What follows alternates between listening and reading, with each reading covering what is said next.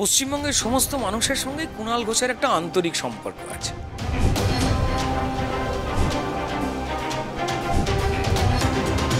তোর বাবা, তোর যোগস্তি, তুই চোর, তুই জেল কাটা। যদি এত আন্তরিক সম্পর্ক না থাকে, ব্যক্তিগত তো পরিচয় নেই, তারা সবাই মিলে ঝাঁপিয়ে পড়েন কেন? উনি ভেতরের এমন গোপন কিছু খবর জানেন যাতে মমতা বন্দ্যোপাধ্যায় 12:30 বেজে যেতে পারে, তাই থুতু গেলার মতো করে একেই আবার দলের মুখপাত্র ভাঙাপাত্র করে রেখে দিতে বাধ্য হয়েছে। আপনি ভাবুন,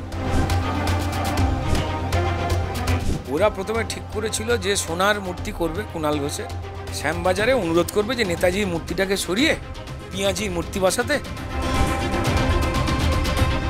উনি নাকি চাষ করবে। এবার দেখুন, এগুলোকে নিয়ে হাসাহাসি করার কিছু নেই। লোকে গ্যালিলিওকে নিয়ে এসেছিল, আজকে কুণাল ঘোষকে নিয়ে আসছে। কালকে হতেই পারে যে মঙ্গল গ্রহে একমাত্র চিচিংয়ের ডিলার হলো কুণাল ঘোষ।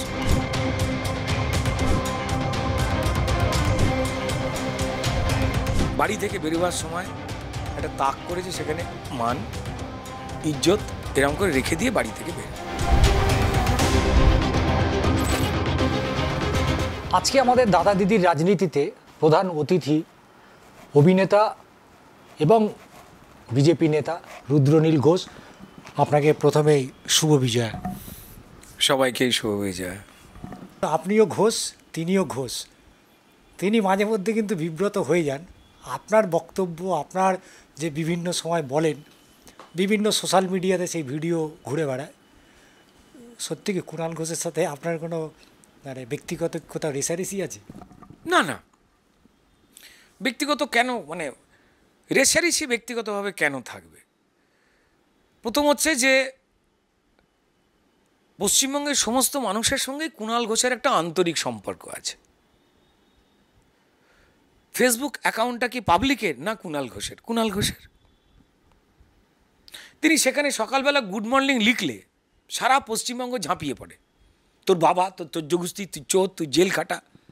যদি এত আন্তরিক সম্পর্ক না থাকে, ব্যক্তিগত তো পরিচয় নেই, তারা সবাই মিলে ঝাঁপিয়ে পড়েন কেন? তরকারিতে নুন হয়নি, দাদা বৌদির ঝামেলা। দাদা অফিস বেরোবার আগে বৌদিকে 4টে কথা শুনিয়ে বেরোলো, বৌদির ঠোঁট ফুলিয়ে রাগ হলো, কাকে গালাগাল দেবে? কুণাল ঘোষ। এই তোর অমুক তমুক বলে, এ তো ঠিক না। বয়ফ্রেন্ড গার্লফ্রেন্ডের সমস্যা, বিরাট রোদ্দুর, বয়ফ্রেন্ড আসতে যথারীতি 10 মিনিট লেট করেছে, মেয়েটা দাঁড়িয়ে রোদ্দুরে ঘামছে, তার মেকআপ উঠে গেছে, চোখের কাজল ঘেঁটে গেছে, অথচ ছেলেটা নাকি চাকরি পাবে অন্য রাজ্যে, পশ্চিমবঙ্গে নয়। তার মানে বিয়েটা সামনে হয়ে যাচ্ছে, মেয়েটিতে এই সম্পর্ক ভেঙে দিতেও পারছে না। এই অবস্থায় মেয়েটি রাগ হয়েছে, কাকে গালাগাল দেবে? কুণাল ঘোষ। এবং কুণাল ঘোষ অত্যন্ত সংবেদনশীল মানুষ। তাকে যে অমুকের বাচ্চা বলে ফেসবুকে গিয়ে, কুণাল ঘোষ খুঁজে খুঁজে তার কাকে উত্তর দেয়, তুই তো মুখের বাচ্চা। কি আন্তরিক! নিজের দলের নেত্রী সম্পর্কে চোর কে বলতে পেরেছে? আপনি দেখান, পৃথিবীতে দেখান। এবং সেই নেত্রী, উনি ভেতরের এমন গোপন কিছু খবর জানেন যাতে মমতা বন্দ্যোপাধ্যায় 12:30 বেজে যেতে পারে, তাই থুতু গেলার মতো করে একেই আবার দলের মুখপাত্র ভাঙাপাত্র করে রেখে দিতে বাধ্য হয়েছে। আপনি ভাবুন, আপনাকে যে জেলে পুঁততে চেয়েছে, আপনাকে যে গালাগাল দিয়েছে, আপনি তারই পদোন্নতি করাচ্ছেন। কোথায় ফেঁসে রয়েছেন ভাবুন। ত্রিপুরায় গেলেন কুণাল ঘোষ, তাকে ট্যাক্সি দেওয়া হলো না, ঠোঁট ফুলিয়ে অভিমান করলেন। আরে কুণাল ঘোষের তো বোঝা উচিত ছিল যে ত্রিপুরা এবং পশ্চিমবঙ্গের যোগাযোগ নিবিড়। এই দুই রাজ্যের মধ্যে একে অপরের আত্মীয়, এই রাজ্যে থাকে, ওই রাজ্যে থাকে। এখানে সকালবেলা ঘুম থেকে উঠে এরা গরু, গামছা, বালতি, মগ সব চুরি করছে। সে ফোন করে, হ্যাঁ গো বৌদি, তোমাদের ওখানে কী খবর? ত্রিপুরায় বলে দেবে না? ত্রিপুরার লোকজনে জেনে গেছে যেই সব মালেরা আসছে। এবার ট্যাক্সি চেয়েছে, ট্যাক্সি ড্রাইভারকে কে বলে দিয়েছে কুণালদা কিন্তু ট্যাক্সি চালাতে পারে, বলে পালিয়ে গেছে। সে ভেবেছে যদি এই ট্যাক্সিতে তুলি আমাকে লাথি মেরে ফেলে দেবে, তারপর ট্যাক্সি চালাইয়ে কুণাল যদি চলে আসে পশ্চিমবঙ্গে, এই ট্যাক্সি মায়ের ভোগে। বিরাট বড় সংগঠন নাকি ওদের, ওদের পার্টি অফিস নাকি ভেঙেছে। আচ্ছা, একটা কথা বলুন, যে ভাইরাসকে দেখতে পাওয়া যায় না তাকে মারতে হয় এরম করে? এমন পার্টি অফিস ভেঙেছে, পার্টি অফিসে পড়ে থাকা পতাকা গোছাবার অবধি লোক নেই। এখান থেকে 4 গাছা গেছে কি করতে?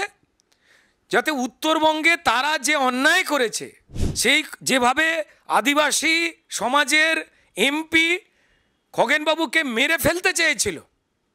এই খবরটাতে মানুষ যেভাবে ঘৃণা করছে, মমতা বন্দ্যোপাধ্যায় 26টা উত্তরবঙ্গে মৃত্যুর পর ওই সময় ওই দিনে, এখন তো 30-এর ওপরে হয়ে গেছে, যেভাবে ধেই ধেই করে নেচেছেন, সেই বিষয়ে যা ঘৃণার প্রাপ্তি হয়েছে, খবরটাকে ঘুরিয়ে দাও। নিজেরাই হয়তো 30 টাকা দিয়ে লোক ভাড়া করে বলেছে আমাদের সাইনবোর্ডটা ভেঙে দিত। কিন্তু এখানে কুণালবাবুর কী দোষ? না, কুণালের তো দোষ একটাই, ওইভাবে ওকে ট্যাক্সি শিখতে কে বলেছিল? যে কারণে ট্যাক্সিওয়ালারা পালিয়ে গেছেন নিয়ে। বাকি তৃণমূলের যারা রয়েছে তারা বিপদে পড়লো কার কুণালবাবুর জন্য। উনি যদি ভালো ট্যাক্সি ফ্যাক্সি না চালাতে জানতেন তো তাহলে লোকে তো ট্যাক্সি চুরির ভয় হতো না। ওখানে লোক বলছে করে ট্যাক্সি নিয়ে পালিয়ে গেছে, লোকে যদি ছেড়ে দেয়। তিনি তো অনেক কিছু জানেন। হ্যাঁ হ্যাঁ, আমি তো লাস্ট শুনতে পেরেছি উনি এত জানেন, এশিয়া থেকে একটা কমিটি বানানো হয়েছে, কুণাল ঘোষ উদ্ধার কমিটি। ওরা প্রথমে ঠিক করেছিল যে সোনার মূর্তি করবে কুণাল ঘোষের, শ্যামবাজারে অনুরোধ করবে যে নেতাজির মূর্তিটাকে সরিয়ে পিঁয়াজির মূর্তি বসাতে। তো তাই কুণালবাবুকেই ভেবেছিল যে সোনার মূর্তিটা করবে। কিন্তু তারপর দেখেছি যে এত চোর, মূর্তি বসাবার আগেই কুণালবাবুর ঘাড় হাত সব চুরি করে নিয়ে তৃণমূলের লোকেরাই চলে যাবে, তাই ক্যান্সেল। তারপর ঠিক করলো যদি ব্রোঞ্জের মূর্তি করা যায়, সেটা দিয়েও চুরি হলে এও ঝেড়ে দেবে। তারপর বলেছে না, একটা ওই পিচবোর্ডের কাট আউট করে দাও, ওগুলো পশ্চিমবঙ্গে অহরহ লাগানো থাকে, কেউ ঝাড়েও না, এবং এটা নাকি কুণাল ঘোষকে দিয়েই উদ্বোধন করাবে। সমগ্র এশিয়া একটা কমিটি তৈরি হয়েছে, চাঁদা ফাঁদা তোলাও হচ্ছে, প্রচুর টাকা উঠছে। তো কুণাল ঘোষ দেখুন, গ্যালিলিও, অ্যারিস্টটল আর যা যা রয়েছেন বিরাট বড় বড় মানুষেরা, তাদের মতোই নাকি একটা গুণী। রিসেন্টলি খবর পাওয়া গেছে যে উনি মঙ্গল গ্রহে যে জল পাওয়া গেছে তার পাশে নাকি 17 বিঘা জমি কিনেছে। জানি না গুজব কিনা জানি না, তবে যেহেতু কুণাল ঘোষ সব জানে আর সব পারে, রিসেন্টলি ওনার প্রতিবেশীরা বলছিল যে বাজার থেকে নাকি চিচিংয়ের বিচি কিনে এনেছে, সেগুলো ওখানে ছড়িয়ে উনি নাকি চাষ করবেন। এবার দেখুন, এগুলোকে নিয়ে হাসাহাসি করার কিছু নেই, লোকে গ্যালিলিওকে নিয়েও এসেছিল, আজকে কুণাল ঘোষকে নিয়ে আসছে, কালকে হতেই পারে যে মঙ্গল গ্রহে একমাত্র চিচিংয়ের ডিলার হলো কুণাল ঘোষ, তখন জীবিকা পাল্টেও ফেলতে পারে। আমি ওনাকে অত্যন্ত শ্রদ্ধা করি এই সব সহ্য ক্ষমতার মতো।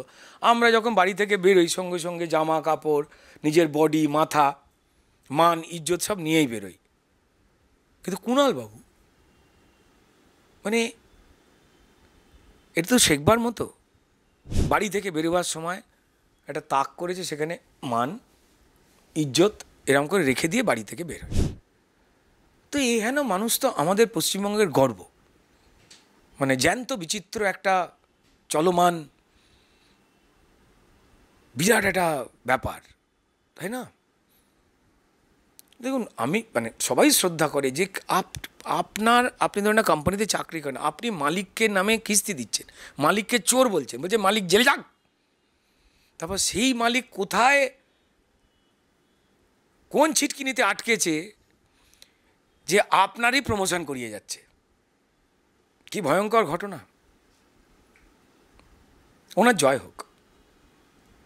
26-এর বিধানসভার নির্বাচনের একেবারে আমাদের অভিনেতা এবং বিজেপি নেতা রুদ্রনীল ঘোষ সরাসরি যে বক্তব্যগুলো রাখলেন, অবশ্যই 26-এর বিধানসভা নির্বাচনে এসআইআর যে একটা মুখ্য ভূমিকা নিতে চলেছে, এবং যে ভূতগুলো যে ভোট দিতে আসতো এত দিন ধরে, এত বছর ধরে, তাদের কিন্তু আগামী ভোটে তাদের আর অস্তিত্ব খুঁজে পাওয়া যাবে না। আর সেই অস্তিত্ব খুঁজে না পাওয়ার কারণেই চিন্তিত হচ্ছে শাসক দল তৃণমূল কংগ্রেস। তবে সব উত্তর একটা সময়তেই স্পষ্ট হবে 26-এর বিধানসভার রেজাল্টের সময়তে। আজ এই পর্যন্তই, দেখতে থাকুন দাদা দিদির রাজনীতিতে।